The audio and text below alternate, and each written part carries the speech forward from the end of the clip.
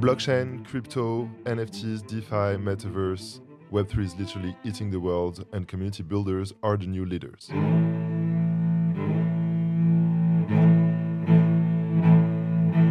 Hi everyone, I'm Bilal El Alami, co-founder of Pirates Lab, a startup studio fully dedicated to Web3 startups.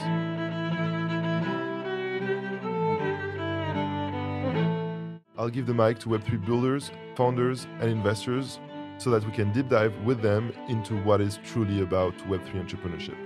No conventional bullshit, only creativity, rebellion, and community-driven insight. Bonjour tout le monde, aujourd'hui on est avec Yvan de la BPI. J'aime beaucoup discuter avec Yvan parce qu'il a vraiment un prisme totalement différent des entrepreneurs comme moi ou de ceux que j'ai reçus jusqu'à présent. Et on va discuter un petit peu de qu'est-ce que fait la BPI, comment elle influence le Web3 et quelles sont les perspectives de son travail. Super. Yvan, merci d'avoir accepté mon invitation. Comment vas-tu? Bien, et toi? Très bien, très bien. Commençons sans plus attendre. Moi, j'aime bien repartir de l'enfance. Est-ce que tu peux nous dire où est-ce que tu as grandi et quelles sont les personnes qui t'ont inspiré dans ton enfance? Très bonne question. Moi, j'ai grandi à Paris. J'ai un background assez jeux vidéo, tech, donc très très vite plongé là-dedans. De fil en aiguille, c'est pour ça que je suis allé en école d'ingénieur. Donc là aussi, très bercé par le gaming, des premiers éléments beaucoup plus techno. Tu vois, les premiers cours d'assembleur, ça a été une sorte de révélation. D'où, par exemple, la proximité avec Bitcoin, où tu t'aperçois que c'est très proche des langages assez bas niveau. Et puis, toute la culture liée. Avec quand même des formes de révolution. Je pense beaucoup à GitHub. Donc là, je vais vraiment faire le boomer, mais les CVS, les SVN étaient les premiers repositories partagés. Il y avait vraiment une gestion du code à plusieurs dans les équipes. Mais GitHub, il y avait cette explosion avec l'open source. C'est-à-dire qu'on avait accès au code des autres. C'était pour collaborer, mais c'était aussi une sorte d'explosion cambrienne où on avait accès à plein de codes. Plus Stack Overflow avec ce fameux Indien qui avait exactement le même problème que toi et qui avait trouvé la solution, fait que tu avais vraiment un moment où tu te dis ok, l'informatique devient ultra communautaire et l'open source explose. Et ça, c'était des moments très très cool. Très révolutionnaire en fait. Complètement, et c'est d'ailleurs la grande puissance du Web3, c'est le fait que tout le monde peut contribuer. Les repositories GitHub sont ouverts. Si tu veux pusher des éléments, même sur des Ethereum, tu peux. Alors il y a des core dev qui vérifient, mais tu peux proposer des modifs. Ce qui n'est pas le cas par exemple de domaines scientifiques que peut financer BPI France comme le quantique. Le quantique, c'est hyper verticalisé. C'est du B2G, c'est du business to government. C'est plutôt les gouvernements qui financent le quantique. Pour monter une boîte de quantique, faut des chercheurs en physique quantique. Pour être chercheur en physique quantique, il faut faire de la physique quantique. C'est très verticalisé. Alors que dans le Web3, en fait, c'est complètement horizontal. Tout le monde peut contribuer. Tout le monde peut se mettre au code, peut développer sur des stacks, peut faire des choix. C'est aussi des nouvelles façons de monétiser du code open source. Complètement. Parce qu'avant, à part Red Hat, personne n'avait réussi à créer un business model explosif sur de l'open source. Complètement, ça permet de monétiser, ça permet de créer des nouveaux business models, des nouvelles tokenomics. On en a un peu parlé chez BPI, c'est-à-dire que d'une certaine façon, avec les tokens, tout le monde peut expérimenter une mini-banque centrale. Et on l'a vu avec des modèles à la Frax, à la Terra Luna, avec plus ou moins de succès. Finalement, c'est des expérimentations économiques macro et micro ultra intéressantes. De voir ce qu'une banque centrale ne peut pas faire, parce que si elle expérimente, elle risque de mettre une économie par terre. Donc on croit beaucoup à ce fameux bridge entre les deux mondes. Donc background très tech, mais justement très influencé par la finance. Après l'école d'ingé, j'ai fait 2 masters de finance. Et puis je suis rentré en fusion-acquisition, donc là vraiment le monde business. Et puis j'ai fait des allers-retours entre les deux. Donc je suis allé en labo de recherche. du big data et l'IA à l'époque. Alors à l'époque, il n'y avait pas de chat GPT. Il fallait attendre les données d'un grand groupe pendant 9 mois avant de commencer. Il a passé 3 mois à le cleaner. Exactement, avant de commencer à lancer le premier algo.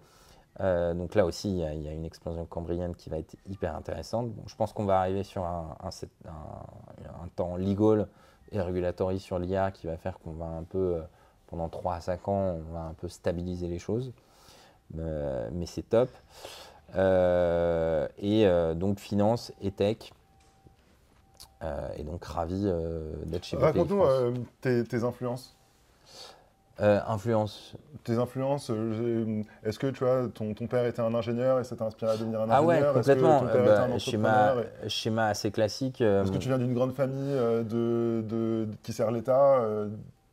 Non, non, mon père est ingénieur chimiste et ensuite a fait une école de commerce. Ma mère est historienne militaire. Après, oui, historiquement, à dire peut-être qu'on a un lien avec l'État. Moi, j'avais postulé, pour la petite histoire, chez l'ancêtre de BPI, qui était Oseo, assez tôt en 2013.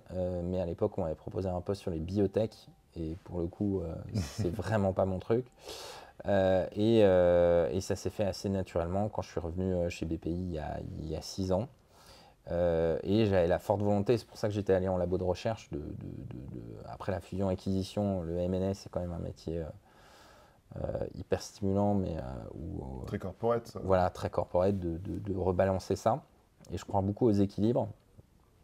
Et donc, c'est un bon moyen, là aussi, Web3, BPI France, un truc très étatique, très centralisé, et un truc très décentralisé et très innovant, même si BPI France est très innovant, ça permet d'équilibrer un peu les deux, quoi. Donc, toujours jouer sur des équilibres, et puis pour la suite, on verra bien, quoi. Entre la green tech, l'IA, le Web3, je pense qu'il y a un triptyque à trouver sur ces 3 technos qui vont quand même shaper les années à venir, quoi.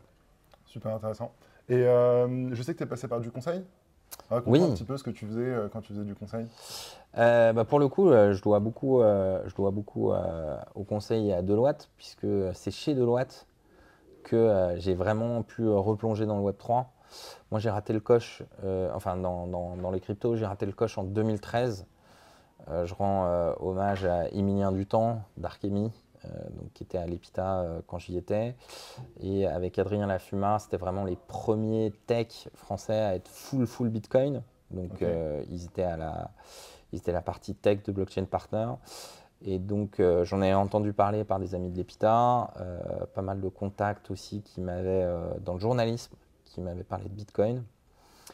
Mais je n'avais pas accroché, très cartésien, très français, quoi. Genre, qu'est-ce que c'est que ce truc? Et puis, Mt. Gox avait fait faillite. Donc là, c'est pour ça que je juge jamais les gens qui ont un mouvement de recul par rapport à ça. Parce beaucoup de gens l'ont eu, en fait, sans s'en apercevoir. Et de se dire, on part tous de zéro et c'est normal d'avoir un double check sur ces technos. Et en fait, en conseil chez Deloitte, j'étais en équipe Inno et on était pas mal à s'y intéresser. Et là, j'ai été remis dedans. Et je rends hommage aussi à Rémi Foult, trésorier d'Ethereum France, qui m'a red pillé, mais définitivement. Et donc en plus, c'était le summer des ICO. Voilà, donc je pense que le conseil, par son aspect touche à tout, permet à pas mal de gens d'approcher le secteur. Après, il y a des aspects rationalisation dans le conseil, que tu connais bien, parce que tu es un ancien Accenture, qui fait que c'est peut-être plus difficile d'être full-time Web3, en tout cas à l'époque. Bien sûr. Et c'est pour ça que je suis sorti, mais voilà, les cabinets. Explique-nous le jump à la BPI. Pourquoi la BPI? Pourquoi la BPI? Parce que la BPI, c'est quand même la meilleure boîte à outils pour accompagner les entrepreneurs. Je ne dis pas qu'elle est parfaite, mais déjà, on part du financement, donc c'est quand même important. Et on a tout un ensemble d'outils, ce soit des subventions, des prêts, des concours innovation, des investissements directs, des investissements dans les fonds, qui permet globalement de soutenir un écosystème à beaucoup d'étages. Et c'est ça l'avantage de la BPI, c'est qu'on va rassembler énormément d'activités qui vont permettre de soutenir un écosystème dans son ensemble. Là où tu peux avoir d'autres endroits où c'est plus éclaté. Et c'était ça ta vision de rejoindre l'écosystème, de rejoindre la BPI, parce que tu te disais c'est là où je vais pouvoir le mieux ou le plus aider l'écosystème. Ouais. Et pourquoi t'es pas allé vers l'entrepreneuriat? Tu étais super early, il y avait 1 million de trucs à construire. L'entrepreneuriat, je pense que c'est quelque chose de très intime. C'est une appétence au risque, c'est une vision. Et pour le coup, j'ai énormément de respect pour les entrepreneurs. Je pense que c'est le métier le plus dur du monde. Il n'y a pas de profil type. Quand on est comptable, il faut être rigoureux et aimer les chiffres. Entrepreneur, n'importe qui peut être entrepreneur. Et c'est ça qui fait aussi la beauté du truc. Et tout simplement, je me sentais plus à l'aise dans le support à l'écosystème et le soutien à l'écosystème que dans l'entrepreneuriat pur. Après, il ne faut jamais dire jamais. Et c'est vrai que BPI, c'est l'endroit qui est fait pour ça. En arrivant chez BPI, j'ai vite vu qu'il y avait un soutien à l'écosystème blockchain qui n'était pas forcément ultra structuré. Clairement. Et donc très vite, par des rencontres, premier mapping de l'écosystème, je crois que c'était octobre 2017. Je rends hommage aussi, je rends beaucoup hommage, mais c'est vrai qu'il y a plein de early builders à la Chaintech, ancêtre des associations blockchain, qui avait fait un petit mapping, je crois, avec 15 boîtes, quoi. Et on l'avait repris, on avait fait un mapping avec 60 boîtes. Et là, en fait, en rencontrant tout le monde, on s'est dit, OK, il y a une vraie démarche à structurer, puisque dans nos produits de financement, il n'y avait pas forcément d'approche dédiée ou de compréhension de la spécificité de ce secteur. Alors, j'ai été challengé, il y a plein de gens qui disaient, mais on n'a pas des spécialistes pour tout.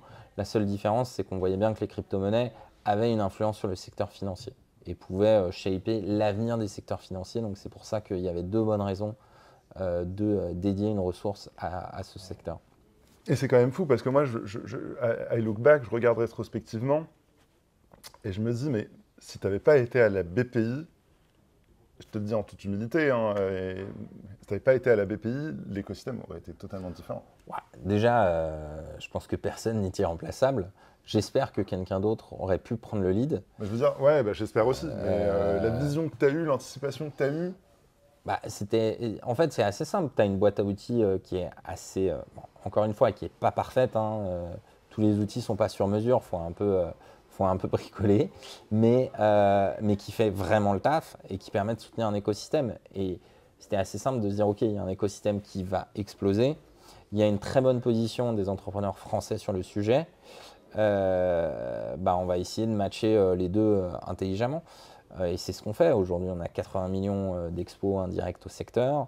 On a fait l'acquisition pour 50 000 euros de tokens aussi. Alors, voilà, donc on essaye d'être présent, d'être en soutien et puis d'avoir un rôle d'institution. C'est-à-dire qu'on reste une banque, on n'est pas un protocole crypto et on essaye de jouer le jeu, de montrer quel peut être le rôle d'une banque dans cet univers. Alors, oh, Dieu merci, on n'est pas les seuls.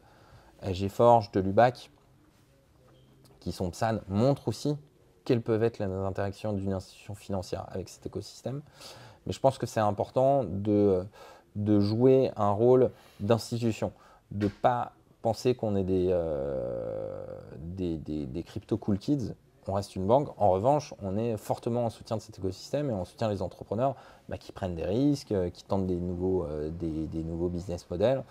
Et c'est notre rôle. Donc, on a financé quasiment 170 startups du secteur global. On garde une vision très agnostique. Le but, ce n'est pas de préjuger de la qualité d'un protocole ou d'un autre. Notre angle, il va être très R&D. Ça, c'est notre grand angle. Et c'est pour ça c'est-à-dire qu'on a des discussions avec d'autres banques. Et c'est vrai que pour des banques, ça peut être difficile de financer des projets. Nous, on a cet avantage de pouvoir s'appuyer sur le socle R&D pour financer, de dire il y a de la grosse tech, il y a une approche qui est smart, on peut la financer. Et en espérant que ça fasse un socle business, bien sûr, on va regarder les fondamentaux de business, mais on va avoir une approche très R&D, ce qui nous a permis de financer des projets sur Lightning Network, de regarder des projets sur des layers 2 innovantes, même sur des protocoles, sur des aspects comme RGB dans Bitcoin, des smart contracts sur Bitcoin.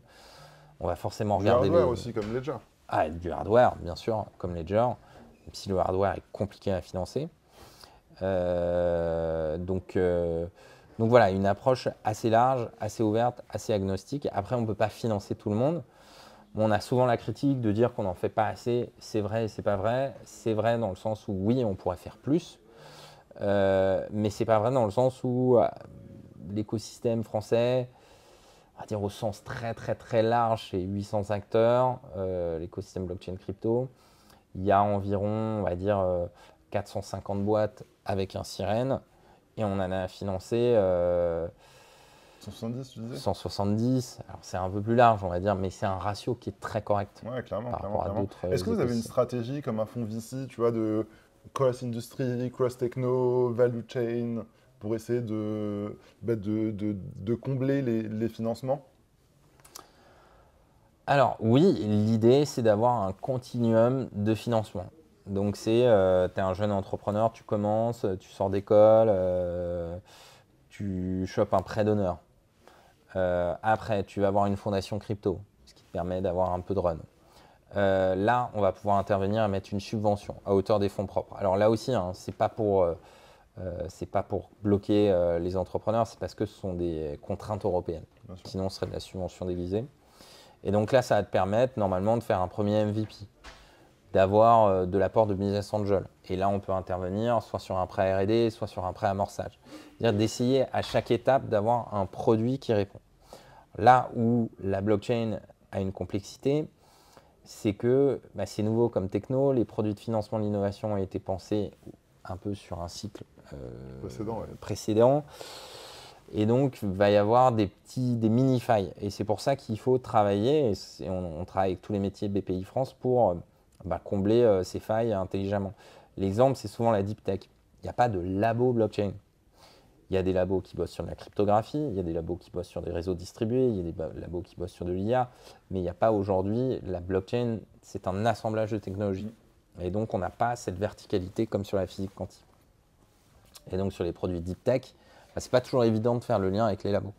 Mais ça, les équipes en sont conscientes et on essaye de trouver des liens. On a financé des gens comme Massa Labs, donc qui est une Layer 1 basée sur du graphe acyclique.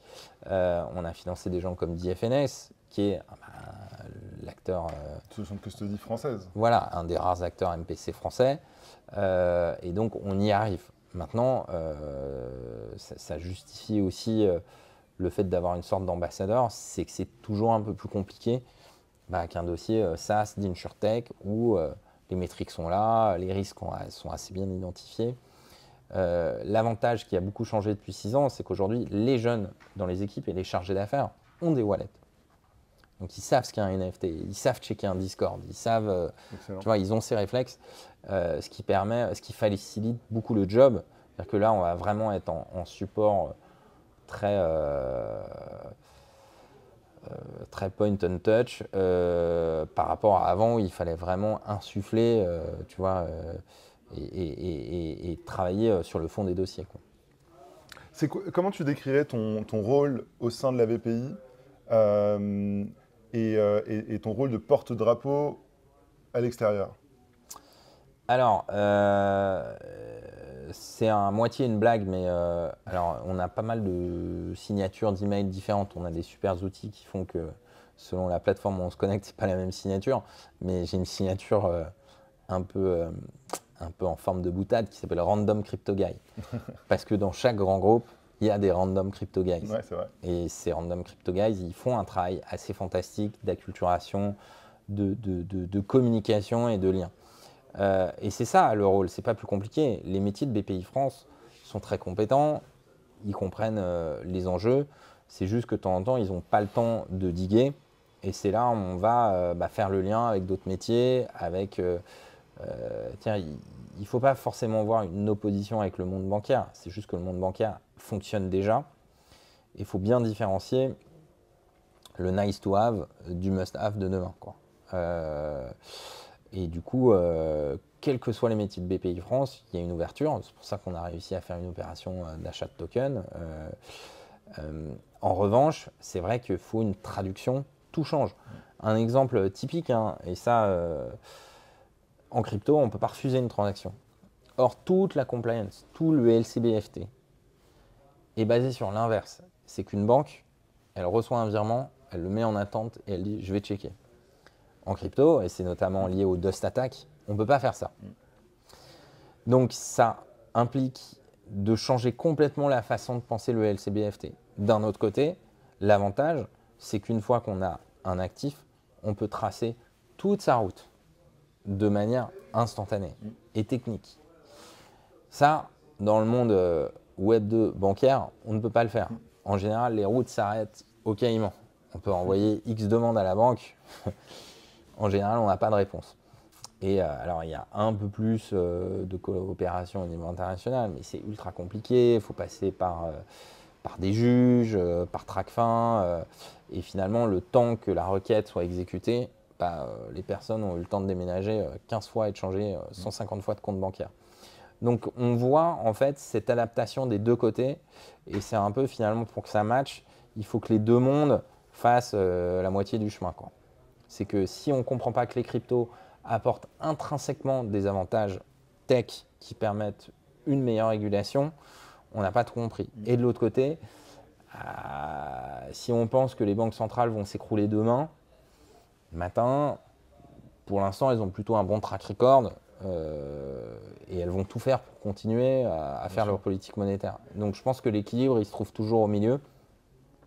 Et c'est pour ça que les prochaines années vont être passionnantes parce qu'on a vu un premier run de la capacité du Web3 à innover et à montrer des modèles complètement disruptifs. Et on a vu les challenges du monde bancaire, quoi. Et donc, voilà, un peu comme ton yin et yang là sur ton fond d'écran, il y a un équilibre à trouver. Et ton rôle au sein de la BPI en tant que porte-drapeau extérieur, comment tu te décrirais? Alors, beaucoup, et c'est même pas une blague, je pense qu'il y a un côté animateur de kermesse qui est important. L'entrepreneur, il est à la fois dans le flux, mais il est dans un secteur qui est très volatile, qui est stressant. Et donc l'idée, c'est d'animer la kermesse, de continuer à dire non mais le Web3 c'est important. Voilà, on organise des événements avec des grands groupes pour montrer que c'est pas une lubie, que ça va continuer. Voilà, de continuer à encourager des porteurs de projets, des porteurs de fonds d'investissement crypto, de dire continuer à innover dans le secteur. Et ça, ce rôle, il est important. Je pense que la pire chose que puisse faire un institutionnel, c'est d'être complètement euphorique en boule et limite de prendre des décisions qui ne sont pas forcément ultra rationnelles. Et non, mais là, tu es dans la réaction. Tu vois, il faut une stratégie et voilà, s'y tenir et voilà, maintenir exactement. la cadence. Et d'être trop pessimiste en bear ou de ne plus être là en bear. Comme tu dis, depuis plusieurs bear markets, il y a beaucoup de gens qui sont partis et l'idée, c'est de rester là et d'essayer de continuer à appliquer une stratégie. Nous, notre stratégie, elle est claire, hein, c'est de continuer à déployer du financement pour cet écosystème, donc que ce soit en non dilutif, en investissement direct, en investissement dans des fonds en indirect, c'est de continuer à déployer pour continuer à soutenir cet écosystème. Et puis petit à petit, c'est de voir les endroits où les métiers bancaires peuvent collaborer. Donc il y a des réflexions sur la tokenisation de parts de fonds, il y a justement des réflexions sur des activités liées à l'investissement en token. Et c'est de continuer à faire ça malgré le bear market et malgré certaines barrières réglementaires qui sont normales, hein. On est une banque, on est triplement régulé, ACPR, AMF, BCE. Et votre actionnaire, c'est l'État. Voilà, et donc c'est normal, il faut qu'on joue le jeu. Pareil, on va jouer le jeu du DLT pilote régime. Pourquoi? Parce que les banques proposent une modernisation des infrastructures de marché. Et faut être cohérent, Ouais, c'est une opportunité. C'est-à-dire que c'est sûr que dans les cryptos, ça va vite, mais dans les systèmes bancaires, on utilise des systèmes avec des noms barbares comme Target 2, Target 2 Security, des CSD. Et cette stack, il faut la moderniser. Et la blockchain est une voie de modernisation. Maintenant... Combien de temps ça a pris, par exemple, Target 2 à se mettre en place? Donc Target 2, c'est quoi? C'est le système de réconciliation des flux entre les banques? Grosso modo, c'est les systèmes d'interaction entre banques centrales et banques commerciales. c'est des cycles longs, c'est des cycles de 10 ans, mais il y a des exigences de gouvernance, il y a des exigences de stabilité. Et Target 2, c'est un succès. C'est-à-dire que ça reste un succès. Maintenant, je ne peux pas me prononcer au nom de la Banque de France, Co. Il y a des réflexions sur l'intégration de ces technos et BPI France y participe parce que c'est aussi notre rôle.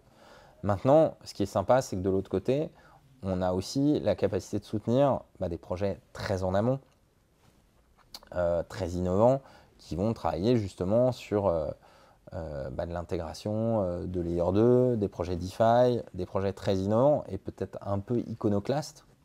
Mais justement, l'idée, c'est de dire, il y a de la R&D, de l'expérimentation, quoi. De l'expérimentation, et c'est notre rôle pas foutu le truc sous le tapis, quoi. Exactement, d'encourager ça, quoi. Et est-ce que tu peux nous expliquer un petit peu le rapport entre BPI en France et son rôle pour la France, pour l'écosystème français, pour les entrepreneurs français, et comment elle agit aussi comme un porte-drapeau potentiellement au niveau européen, parce qu'il y a de plus en plus d'harmonisation réglementaire entre les pays de l'Union européenne, donc elle ne peut pas décider toute seule, elle doit aussi collaborer avec des acteurs étrangers. Alors ça, il faut rendre à l'administration ce qu'il y a à l'administration. L'administration française a quand même beaucoup travaillé sur un cadre réglementaire.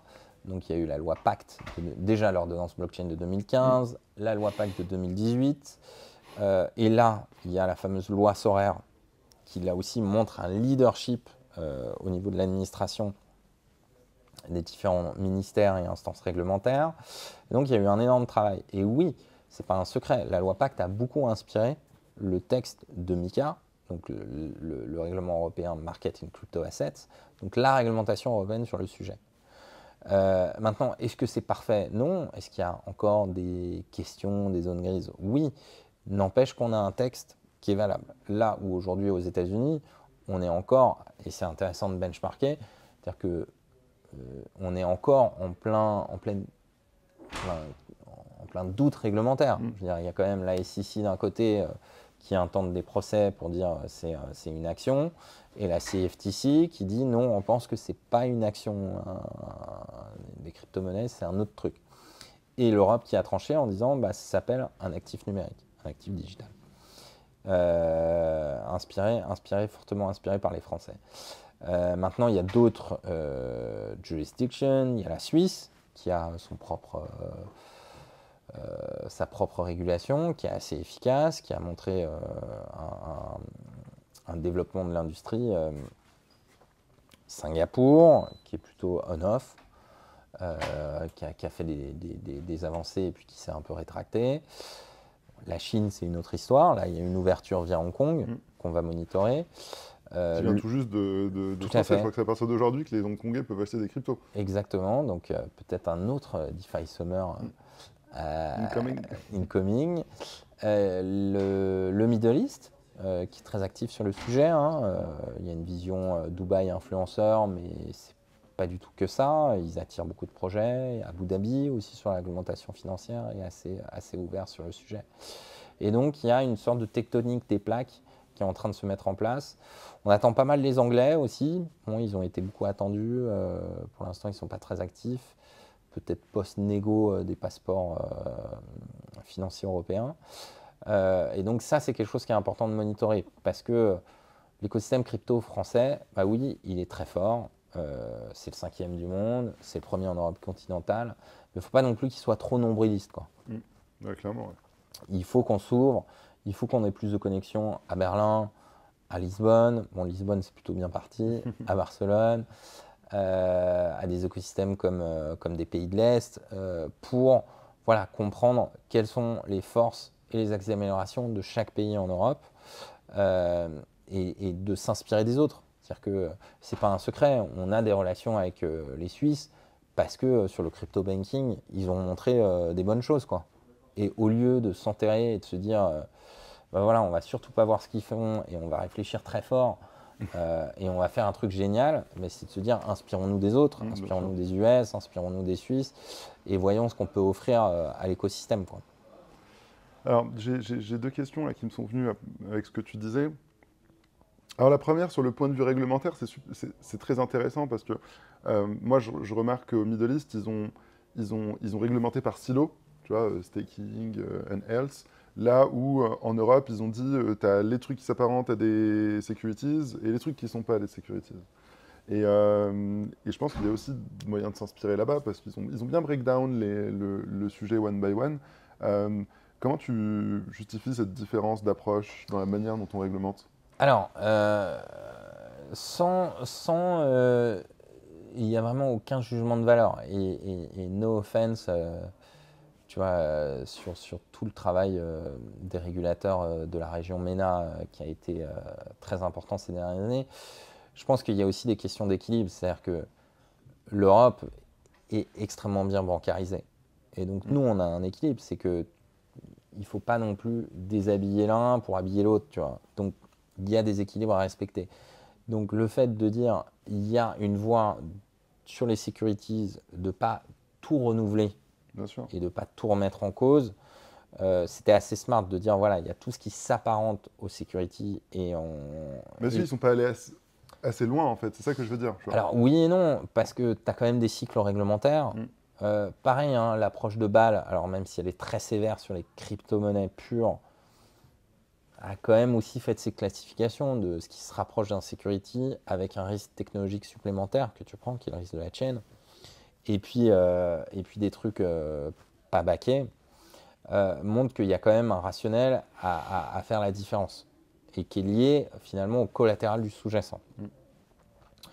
C'est une approche qui reste cohérente et prudente. Maintenant, on va voir comment elle va évaluer. C'est-à-dire que plus les sous-jacents vont prendre de la valeur et vont être des fondamentaux, plus le système sera peut-être amené à changer et à réévaluer certaines approches.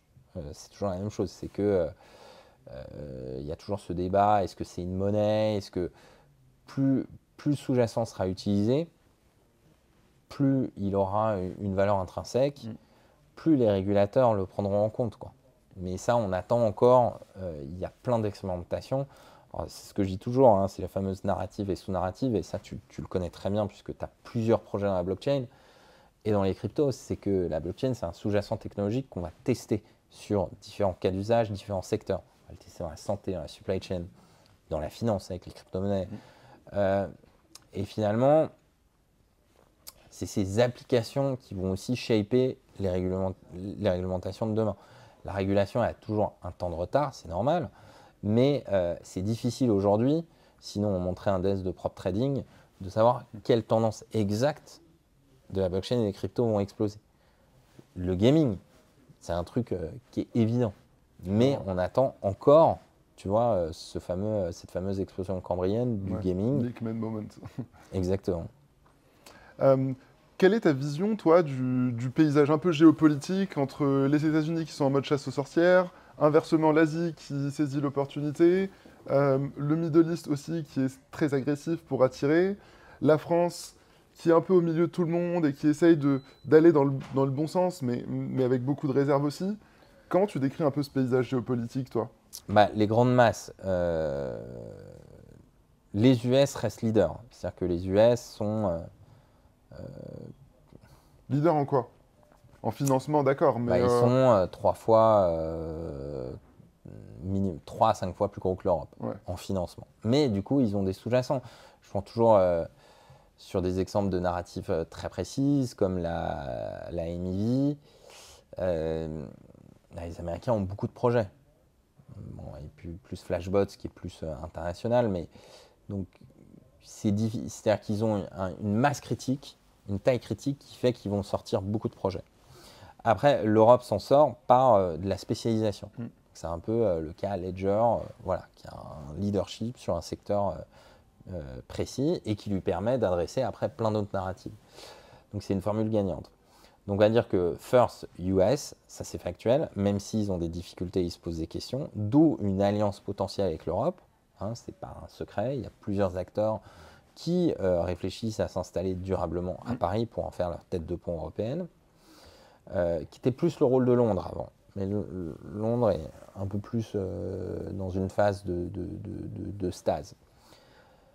Est-ce que c'est une alliance? Est-ce que c'est une prise d'indépendance et de leadership de l'Europe qui va attirer des projets? Ça, c'est ongoing. Middle East qui est très agressif sur le sujet aujourd'hui, qui est un acteur qui commence à se faire un nom. Et on va dire l'Asie avec une liquidité qui est massive, un axe autour de la Chine qui a pas mal de projets, hein. Donc Hong Kong, Vietnam, Thaïlande, Singapour, des zones Philippines qui sont... Voilà, on voit bien que finalement le ban chinois a reporté tout un ensemble de builders sur cet axe d'Asie du Sud-Est. Des pays comme la Corée et le Japon qui ont quand même une forte appétence technologie, une forte capacité de bundler. Et donc il y a des grandes masses qui interagissent. Et après, il y a des acteurs qui vont peut-être plus être, qui vont être moins visibles, mais qui ont une capacité de changer le game. On pense à LATAM, la Banque centrale du Brésil est très très active sur les notions de CBDC, c'est des marchés énormes, des marchés pas forcément bien bancarisés. Il y a un grand oublié aussi, et je rends hommage à Ejara, qui est l'Afrique, voilà, qui est extrêmement mal bancarisé et qui peut avoir cet effet, ce fameux effet mobile phone, quoi. Donc, technological leap. Exactement. Et donc, il y a tout un ensemble d'acteurs qui vont interagir et il y a une sorte de tectonique des plaques encore entre les usages et la réglementation. Qu'est-ce qui dynamise ça en fait? Pourquoi est-ce que...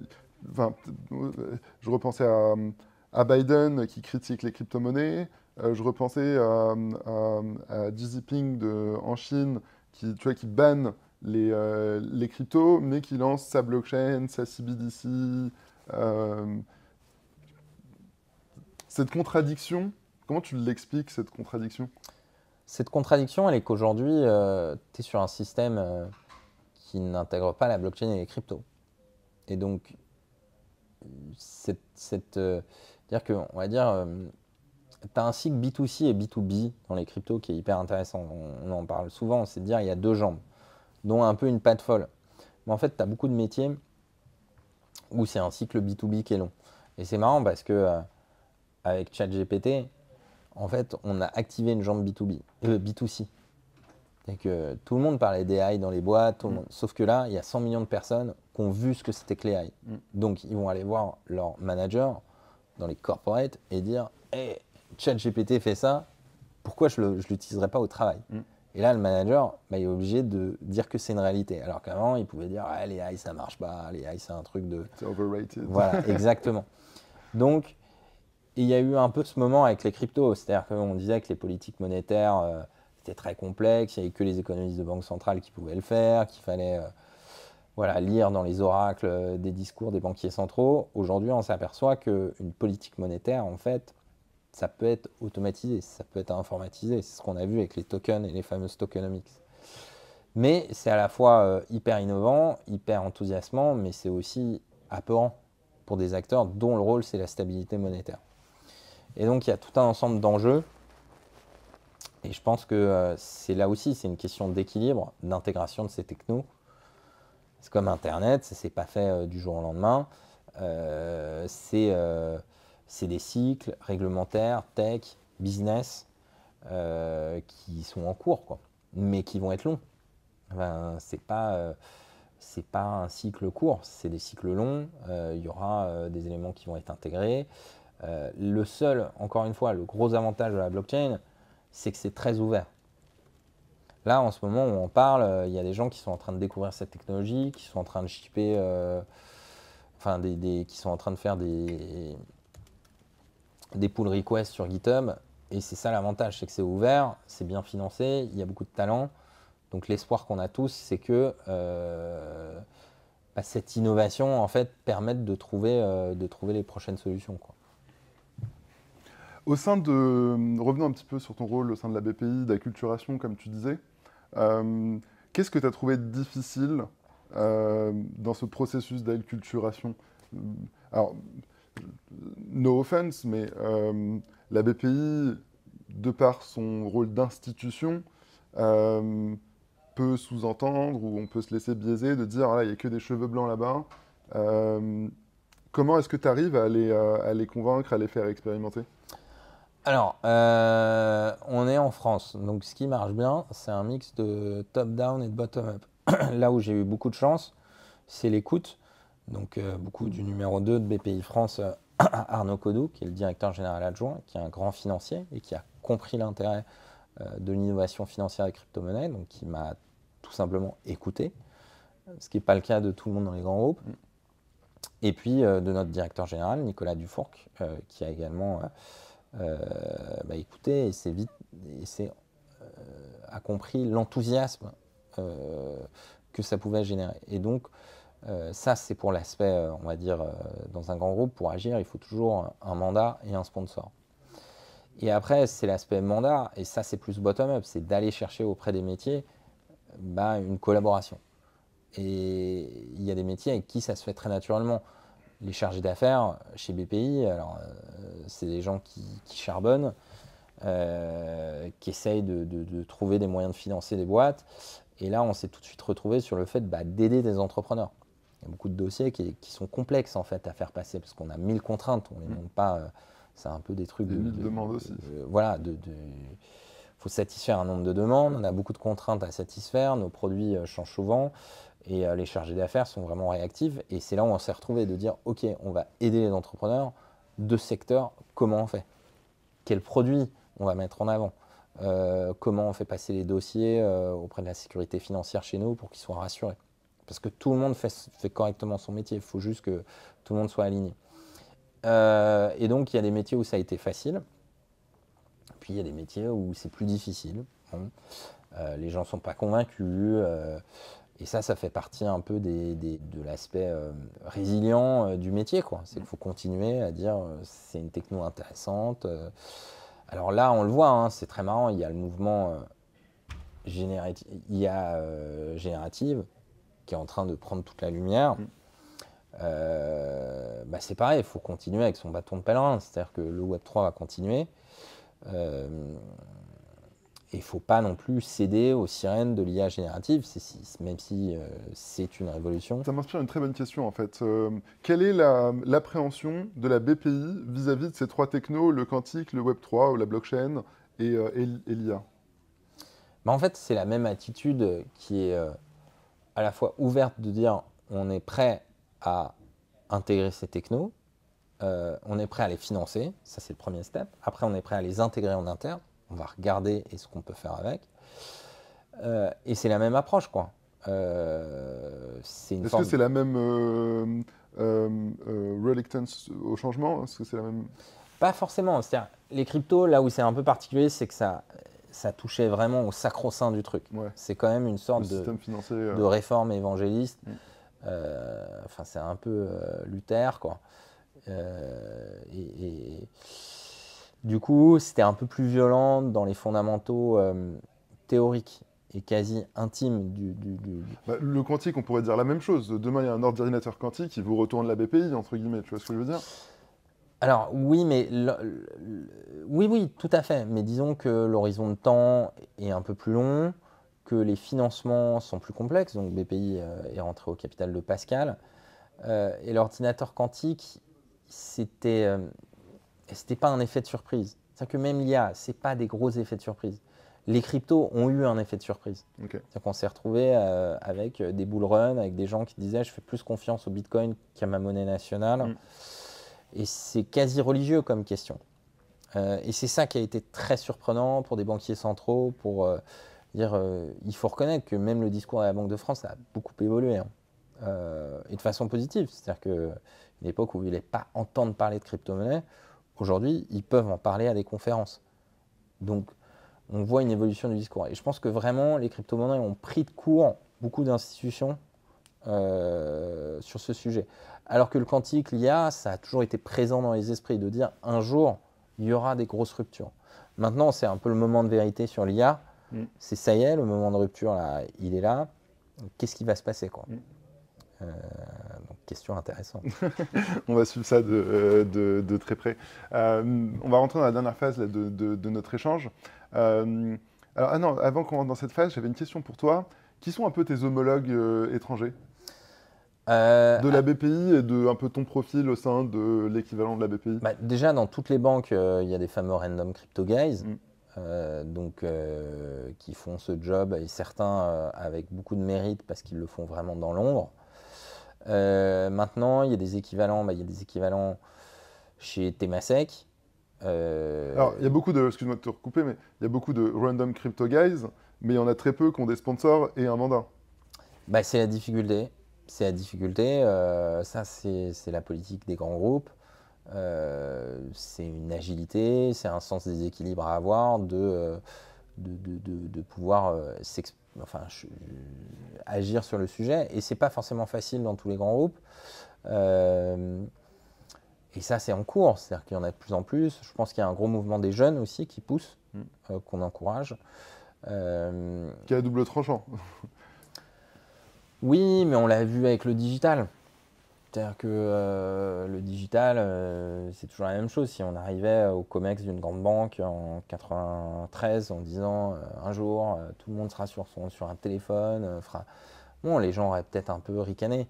Aujourd'hui, c'est une réalité. Tous les COMEX des grands groupes parlent digital. Personne ne peut dire le digital, c'est pas une priorité. Et donc, je pense que sur Ils ont même des Chief Digital Officer, bientôt. Ah bah oui, maintenant, il y a des Chief Metaverse Officer. Voilà, complètement. Donc, ça s'intègre petit à petit. C'est en fonction du marché, des usages, de la réglementation. Mais le mouvement est enclenché. Ça, c'est indéniable. Maintenant, sous quelle forme il va atterrir, c'est ça qui est compliqué, quoi. Et sous quelle échéance.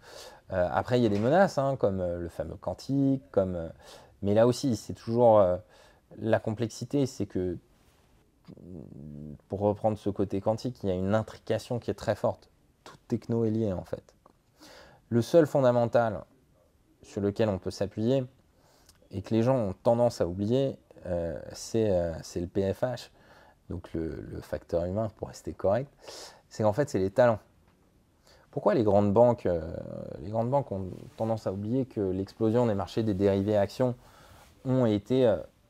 sont principalement la source de talents, d'ingénieurs très chevronnés et très enthousiastes sur ces produits. Peut-être un peu trop, il y a le fameux mythe des CDS et de cette banquière de Morgan Stanley. Mais les talents étaient là et avaient envie d'innover et avaient envie de pousser les limites. C'est ce qu'on retrouve aujourd'hui dans le Web3. Il y a des grands talents qui ont envie de repousser des limites. C'est ce qu'on retrouve dans la climate tech, c'est ce qu'on retrouve dans l'IA. Et c'est ça la clé en fait. S'il y a des talents et du financement, l'industrie va trouver des bonnes solutions. Et tant comment on s'assure que ce soit des talents? Parce que tu vois, si on reprend rétrospectivement l'écosystème Web3, il y a eu quand même beaucoup d'opportunistes aussi. C'est quoi votre lecture pour détecter les talents, pour les attirer? Nous, on suit. C'est la tech? C'est la thèse deep tech? Non, on suit. Je pense que c'est une volonté. Enfin, il y a trois choses. C'est-à-dire que chaque génération a ses jobs un peu sexy. Nous, on a fait partie d'une génération, alors je suis plus âgé que toi malheureusement, bien plus âgé, mais où les métiers du conseil et de la banque, c'était cool. Ouais, clairement. Ouais. Maintenant, aujourd'hui, c'est monter une boîte qui est cool. Et no offense à certains cabinets de conseil et d'audit que je respecte beaucoup, mais aujourd'hui, quelqu'un dans une promo qui va dire je vais faire de l'audit, c'est un peu bizarre. Et ça, c'est une réalité. Et les cabinets d'audit le savent, ils ont du mal à recruter. Aujourd'hui, si tu mets une annonce pour un job Web3 sympa, il y a plein de gens qui vont postuler. Peut-être qu'ils n'ont pas tous les core skills, mais ils vont dire ça m'intéresse d'apprendre. Alors qu'aujourd'hui, ils vont peut-être moins dire ça me passionne d'apprendre le plan comptable général. C'est une réalité. Et je pense qu'il ne faut pas le nier, ça ne sert à rien de le nier. Je ne veux pas vexer des auditeurs, c'est un métier très noble, il y a de grands professionnels. Non, mais en fait, il y a des cycles. C'est comme à l'époque, tous les polytechniciens voulaient être traders à New York. À l'époque, on va dire, de The Family, il y avait aussi une petite phase de générationnelle entrepreneuriale. Et je suis d'accord avec toi, j'ai l'impression de la retrouver là maintenant. Comme je disais, je n'ai jamais reçu autant de CV de polytechniciens. Ils veulent tous faire du Web3, ils veulent tous entreprendre. C'est un truc de fou. Exactement. Et c'est ça la clé. C'est-à-dire que je pense que c'est une opportunité dingue d'intégrer des talents qui puissent s'exprimer pleinement pour sortir des produits géniaux, quoi. Et faire progresser. Et maintenant, il faut aussi être lucide. Il y a des concurrents. C'est des domaines comme le quantique, comme l'IA, comme la green tech. Et il faut les respecter. C'est-à-dire que des entrepreneurs qui vont vers la climate tech, c'est génial, c'est une bonne nouvelle. Maintenant, entre guillemets, ça fait moins de soldats pour le Web3, quoi. Mais ces équilibres très simples, tant qu'il y aura des talents et des contributeurs et les meilleurs core devs du monde sur ces protocoles, je pense que le Web3 va continuer à se développer et à trouver des solutions. Qui avait pensé, enfin aujourd'hui sur les modular chains, sur les data chains, qui avait pensé à ça au début, de se dire on va arriver à ce niveau de scalabilité, quoi. Et on en est encore qu'au début, quoi. Revenons sur la question des homologues. Je parlais plus d'un point de vue institution financière et limite institution financière régalienne presque. Par exemple, au UK, c'est quoi l'équivalent de la BPI?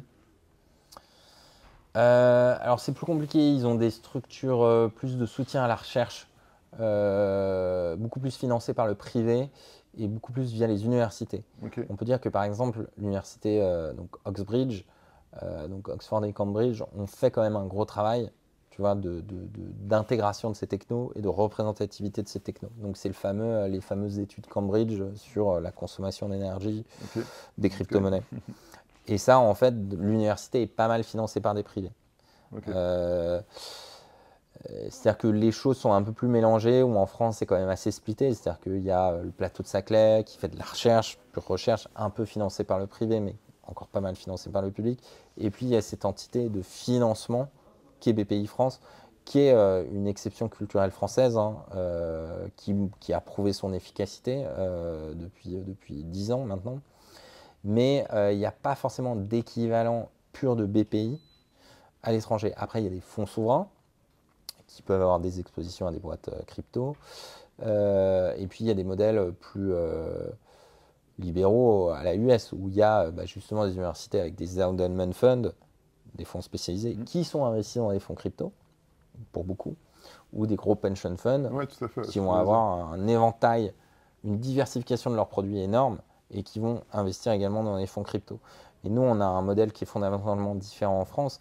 C'est, alors sans faire d'actualité, c'est les retraites qui font qu'on a un système par répartition qui fait qu'on n'a pas autant de pension funds qu'aux US.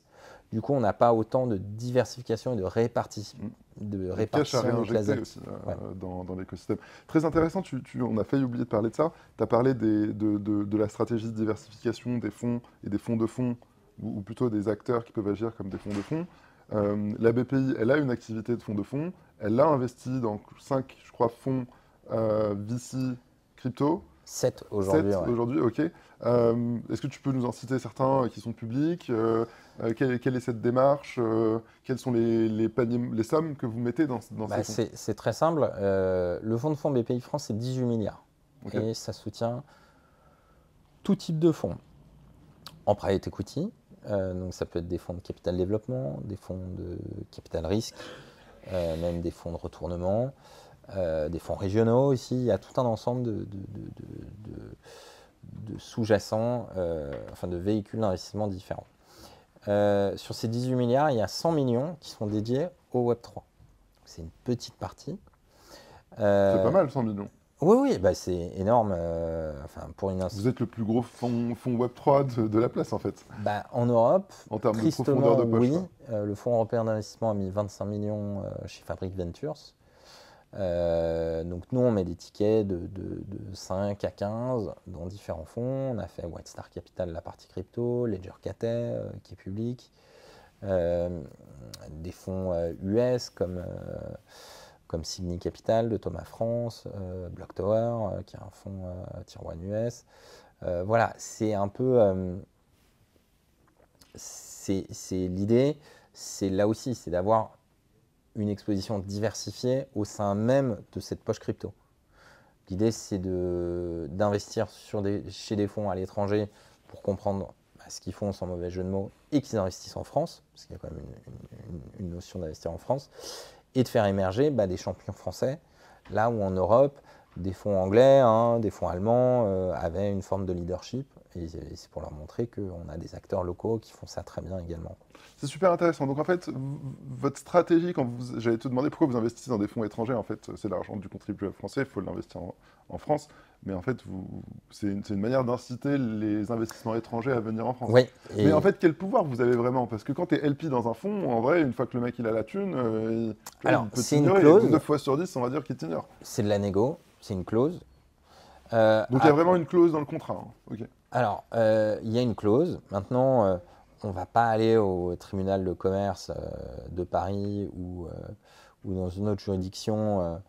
Pour ça, la relation LPGP, et on pourrait faire tout un podcast là-dessus, c'est une relation très normée d'une certaine façon.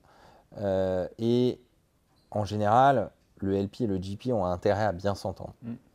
Parce que sinon, le LP, finalement, alors, dans les cas les plus complexes, le LP reprend le contrôle du fonds. Et ça, c'est vraiment, en général, ce que fait BPI France, c'est si les engagements ne sont pas pleinement respectés, BPI France ne rompt pas la relation, mais va ne pas remettre dans les fonds. Okay. Et ça va avoir une conséquence, parce qu'un fonds d'investissement, il faut toujours qu'il relève. Quand il va parler à d'autres LP, la première question, c'est pourquoi tel LP ne remet pas quand. Et donc, ça peut lui poser des difficultés. Ouais. Donc, un GP a tout intérêt à avoir de bonnes relations avec ses LP. En plus, vous êtes des gros LPs, donc il a plutôt intérêt à avoir des bonnes relations avec vous. Oui, après, le but de BPI n'est pas d'être monopolistique, de ne pas avoir trop de ratio d'emprise. Bien sûr. Le but, c'est de sélectionner des players qui vont pouvoir un peu bootstrapper des classes d'actifs, montrer l'exemple, avoir des thèses d'investissement particulières, des thèses d'investissement particulièrement adaptées à l'écosystème français, par exemple. C'est tout un ensemble de critères qui sont pris en compte donc par des professionnels de l'investissement. Maintenant, sur le Web3, là où il va y avoir des angles particuliers, c'est sur l'aspect due diligence, on va checker des choses en plus. Et puis, il y a une sorte de tolérance vis-à-vis de structures de marché. C'est-à-dire que, justement, la prise en compte de l'international est clé. Les deal flows sont très décentralisés. Il n'y a pas cet aspect local. Il y a un écosystème local. Mais finalement, si on incitait un fonds à n'investir que dans des projets français, on le coupe de plein d'équipes françaises qui build à l'étranger ou de manière décentralisée ou via des DAO, quoi. Et ça, il faut avoir une ouverture d'esprit. Pareil sur les tokens. On ne sait pas si le modèle économique des tokens va exploser ou va s'amenuiser. Mais ce qui est sûr, c'est qu'il faut donner l'occasion à des fonds d'investissement d'avoir une possibilité de prendre des tokens. La valeur, est-ce qu'elle va dans les Elle en est où d'ailleurs la démarche européenne pour que des fonds puissent, ou française d'abord, pour que des fonds puissent hold des tokens? Alors on attend des bonnes nouvelles, mais je ne peux pas me prononcer au nom du régulateur. Ok. Voilà. Sous quelle temporalité ces nouvelles?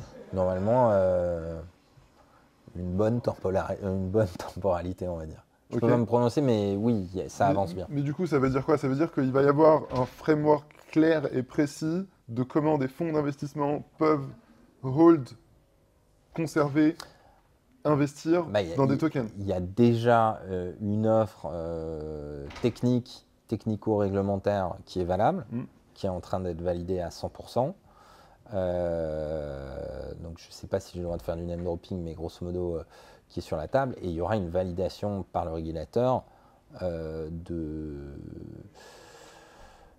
du programme d'activité de fonds dédié. Okay. Ensuite, ça existe au Luxembourg, ça existe en Allemagne. Il y a plusieurs manières de le faire. Donc c'est une question d'harmonisation et ça va exister d'abord au niveau national et puis après on va voir également sur des aspects passporting pour que ça puisse être fait au niveau européen. Autre question, j'arrête pas d'avoir des questions qui me viennent à l'esprit. En fait, le métier d'un investisseur en token liquide, il est quand même très différent du modèle d'investisseur VC qui est très long-termiste. Je veux dire, quand tu investis en token, tu deviens limite un hedge fund. C'est une très bonne question. Est-ce que les VC ont compris ça? Qu'est-ce qu'ils font pour s'adapter et se préparer à pouvoir faire ça? Alors, il y avait un tableau qui tournait à un moment sur sur les VC en disant que certains étaient diamond hands et certains étaient weak hands. C'est un peu pour dire, voilà, est-ce que les VC ont tendance à dropper les tokens facilement ou pas? Au-delà de les dropper, je parle plus de gestion active. Oui, bah, déjà, ça change le métier. C'est-à-dire qu'un VC, il va avoir des échéances plutôt long terme, il peut avoir du refinancement, mais bon, c'est des trucs très feutrés, très cadrés. En général, c'est lié à une AG. Dire c'est assez, c'est pas plan-plan, mais il y a un côté très procédurier. Voilà. Quand on est un hedge fund, on peut faire des allers-retours dans la même journée, on peut shorter d'un côté, enfin la grande époque d'Alameda est terminée, mais on peut faire des arbitrages, on peut faire des opérations complexes. Et c'est deux métiers en fait qui ont tendance à se rejoindre sur certains points. Maintenant, c'est difficile à dire quel métier va triompher. Ce sera une question de rendement, de relation avec les entrepreneurs, de régulation, il y a plein de questions. Mais oui, ça pose des bonnes questions pour les VC. Est-ce que le métier VC va changer? Je pense qu'avec la tokenisation de toute façon des actifs, tout va être de plus en plus liquide. On dit private is the new public. C'est vrai. Bon, c'est la next step organique, logique. Attendu, sur lequel tu travailles depuis pas mal de temps. Ici, là, juste ici. Bon, allez, on va conclure ce super podcast. J'aime bien demander aux gens que je reçois, les personnes qui suivent sur Twitter, les recommandations qu'ils ont à nos auditeurs, pour qu'ils puissent faire de la veille, de suivre le marché. Ça peut être, je sais pas, des newsletters, des podcasts, des personnes sur Twitter à suivre. Qui sont un peu tes influences françaises et internationales? Bah, ça dépend, c'est marrant. En fait, je pense que ce qui est important, c'est d'avoir des références sur les sujets qu'on connaît moins bien. Par exemple, moi, je suis moins sur le trading, donc je vais suivre Bitcoin Star and Sen. Donc B2ETCOIN, si je ne me trompe pas. Parce que je trouve qu'en termes d'approche trading, il est assez pédagogique. Okay. Donc je vais plutôt prendre des gens voilà, où je m'y connais moins. Tu vois, sur les écosystèmes asiatiques, par exemple, Yatsu d'Animoca est une très bonne référence. Très visionnaire, ce mec. Voilà. Donc c'est un peu, moi, mon conseil, c'est à la rigueur, lire 15 fois le même tweet ou l'interprétation d'un truc qu'on connaît assez bien. Ça, de toute façon, les gens suivent naturellement les comptes. Mais c'est d'essayer d'identifier sur des trucs où on est moins bon, des leaders d'opinion pour dire, OK, je m'y connais moins là-dessus. Je vais suivre ça. Et après, moi, à titre perso, je suis très fan de sciences décentralisées, puisque j'ai travaillé en labo de recherche. Et je pense que, par exemple, des gens comme Molécule DAO, voilà, sont des bons relais d'opinion. Donc, c'est important d'identifier sur des thématiques des leaders d'opinion et de les suivre. Et plutôt privilégier la qualité à la quantité, quoi. C'est un excellent conseil. Merci beaucoup, Yvan. J'ai adoré cet échange. On pourrait refaire un podcast sur le quantique, un podcast sur la VPI. Merci beaucoup pour cette invitation. Je t'en prie. À plus. Cheers. Merci à tous de nous avoir écoutés. Merci à tous de nous avoir écoutés. N'oubliez pas de vous abonner et de rejoindre les réseaux sociaux de Pirates Lab. À la prochaine.